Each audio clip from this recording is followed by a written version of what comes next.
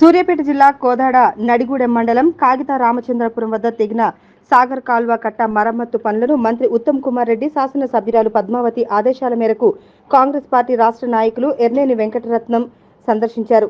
ఈ సందర్భంగా వారు మాట్లాడుతూ యుద్ధ ప్రాతిపదికన కాలువ పనులు మంత్రి ఆదేశాలతో వేగంగా చేపడుతున్నామని తెలిపారు. ఇరిగేషన్ డిపార్ట్మెంట్ అధికారులతో మాట్లాడి రైతులందరికీ సకాలంలో నీరు అందించి పనిలో పాల్గొన్న కార్మికులను అభినందించి పూలమాలతో సత్కరించారు. రైతులు సమన్వయం పాటించాలని, ఎవరూ ఆందోళన చెందవద్దని, ప్రతిపక్ష నాయకులు సలహాలు సూచనలు ఇస్తే స్వీకరించడానికి సిద్ధమని అన్నారు. కానీ ఇట్టి విషయాన్ని అదునుగా చేసుకుని మంత్రి ఉత్తమ్ దంపతులపై విమర్శలు చేయడం తగదని అన్నారు. 2 రోజులలో ముత్యాల కెనాల్కు నీళ్లు వదిలేందుకు సిద్ధం చేస్తామని అన్నారు. ఆర్లగూడెం వద్ద తెగిన కాలువ కట్ట పనులు పూర్తి అవడంతో 3 రోజులలో నీళ్లు విడుదల చేస్తామని అన్నారు. ఇట్టి కార్యక్రమంలో TPCC delegate member Chinthakuntla Lakshma Reddy, మండల పార్టీ అధ్యక్షులు వెంకటరెడ్డి, వంగవీటి రామారావు గారితో పాటు పలువురు నాయకులు పాల్గొన్నారు. పార్టీ కార్యకర్తలు, నాయకులు, మన బాబు గారు, మన రామారావు గారు, లక్ష్మారెడ్డి గారు వీళ్ళందరూ వచ్చినందుకు వాళ్ళకి నేను కృతజ్ఞతలు తెలియజేస్తున్నా. మన మల్లయ్య గారి విమర్శ హెలికాప్టర్లో తిరుగుతుండు మన ఉత్తమ్ కుమార్ రెడ్డి గారు అని విమర్శించడం జరిగింది. పెళ్లికి రాలేదు, లేకపోతే ఆయన బిడ్డ పెళ్లికి మన కేటీఆర్ గారే వచ్చి హెలికాప్టర్లో తిరిగిండు. ఉత్తమ్ కుమార్ రెడ్డి గారు వచ్చింది మన ప్రజల కోసం వచ్చిండు. హెలికాప్టర్లో తొందరగా వచ్చి పనులు పరిశీలించడానికి, వాళ్ళని వేగవంతం చేయడానికి చేసిండు తప్ప ఆయన విహారయాత్రలకై రాలేదు. ఈయన ప్రజల కష్టాలు తెలుసుకోవడానికి వచ్చిండని మీ అందరికీ తెలియజేస్తున్నాం. మళ్ళొకసారి ఇలాంటి విమర్శలు చేయటం మంచిది కాదు. దాని మీద మేము తీవ్రంగా ఖండిస్తున్నాం. నడిగూడెం మండల పార్టీ అధ్యక్షుడిగా. Thank you sir. చేస్తున్నామండి. డే అండ్ నైట్ కూడా మనం ప్లెట్లెట్లు పెట్టి చేస్తున్నాం. అనుకునే విధంగానే మనకి ఆదివారం నాటికల్లా ఇది కంప్లీట్ చేసి మొత్తం కంప్లీట్ చేసేసి వాటర్ రిలీజ్ చేయడానికి ప్రయత్నం చేస్తున్నామండి. ఈ 2-3 రోజులు కొంచెం రైతుల సంబంధించి కోఆపరేట్ చేయడానికి కోరుకుంటున్నాం. ఇప్పుడు వర్క్ ఎంతవరకు అంత బాగానే ఉంది. క్వాలిటీ ఉంది. మనకి శాంపిల్స్ కానీ ఇప్పుడు క్వాలిటీ కంట్రోల్ వాళ్ళు కూడా వచ్చారు. క్వాలిటీ కంట్రోల్ గారు వస్తున్నారు, ఇక్కడే ఉంటున్నారు. అండ్ ఎప్పటికప్పుడు క్వాలిటీని కూడా చెక్ చేసుకుంటూ యుద్ధ ప్రాతిపదికన కంప్లీట్ చేస్తున్నాం. ఎమర్జెన్సీని దృష్టిలో పెట్టుకుని క్వాలిటీలు ఎక్కడ కాంప్రమైజ్ అవ్వకుండానే చేస్తున్నాం. 2 సైమల్టేనియస్గా చేస్తున్నాం. ఆదివారం సరిగ్గా అయిపోతే ఇప్పటికైతే మనకు 50% మేజర్ వర్క్ కంప్లీట్ అయింది. కవర్ పోర్షన్ ఏదైతే అయిందో that we have already taken up. ఏదైతే ఇప్పుడు బ్యాలెన్స్ ఫార్మేషన్ ఆఫ్ బండ్ ఉందో this will be done accordingly as per our schedule by Sunday it will be complete. ఎన్ని రోజులు అందిస్తారు అధికారులు అంటున్నారు? లేదండి, మేము పడినప్పటి నుంచి కూడా మా ప్రాసెస్లో మేము ఉన్నాం. నేను ఇప్పటికి కూడా మనం ఏంటంటే వీలున్నంత వరకు 115 రెగ్యులేటర్ వరకు వాటర్ పెట్టి స్టాండప్ చేసి ఆ పైన జాన్పాడ్ బ్రాంచ్ కెనాల్ కానీ ఆ పైన మేజర్ వాటర్ ఇస్తూనే ఉన్నాం.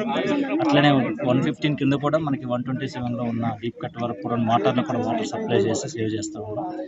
కింద ఖమ్మం కూడా ఉంది, అది కూడా కంప్లీట్ చూసుకొని దాని ప్రకారం ఫర్దర్ యాక్షన్. రైతుల నుంచి మీకు ఒత్తిడి వస్తుంది సార్? ఇది కావట్లేదు, ఫోన్ చేస్తారు. వాళ్ళ ఇబ్బందులు ఉన్నాయి కాబట్టి ఫోన్ చేస్తారు, చెప్తున్నారు. మేము కూడా వాళ్ళకి చెప్తా ఉన్నాం, కంప్లీట్ చేస్తామని చెప్తున్నాం.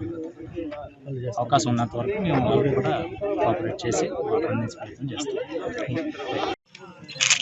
సాగర్ కాలువకి గండిపడిన ప్రదేశంలో పరిశీలించడానికి ఇక్కడికి రావడం జరిగింది. పనులు జరగట్లేదు. ప్రతిపక్ష ఎమ్మెల్యే పనులు జరగట్లేదు, హెలికాప్టర్లో వచ్చి తిరిగిపోయారు, రైతులు కూడా పట్టించుకుంటలేదు అని చెప్పి విమర్శలు చేస్తూ పేపర్లో రోజు ఇవ్వడం జరుగుతుంది. ఆయనకు ఒకటే సమాధానం మేము చెప్తున్నాం. ఎందుకంటే ఇది చిన్న మురికి కాలువ కాదు, లేకపోతే పిల్ల కాలువ కాదు. దీన్ని గండిపోయాలంటే మరి అందరు వర్కర్లు ఉండాలి, మిషనరీ ఉండాలి, అన్నీ ఉండాలి, మట్టి దొరకాలి. తీసుకొచ్చి యుద్ధప్రాతిక మీద పగలు రైతులు కూడా చేస్తున్నారని చెప్పి జేఈ గారు కూడా చెప్పడం జరిగింది. మరి ఆయన కళ్ళు లేని కబోదిలాగా మాట్లాడుతున్నాడు మల్లయ్య గారు. మరి ఆయన విమర్శించడం తేలిక. ఆయన ఉండి పోయిపోమనండి, ఇక్కడ వద్దాం లేదుగా, మేము పగలు రైతులు ఇక్కడే ఉండమానండి పెట్టుకుని ఆయనకే పేరు తక్కువదిగా ఏదో మంత్రిని విమర్శించాలి. మేము తీవ్రంగా ఖండిస్తున్నాం ఆయన పద్ధతుల్ని. ఏదో రోజు రావడం, ఎవరో ఉనికి కోల్పోతున్నాం అని చెప్పి స్టేట్మెంట్లు ఇచ్చి 2-4 నెంబర్ పెట్టుకొచ్చి కాలంలో దిగి పొలాలు చుట్టడం, కాలంలో చూస్తున్నారు.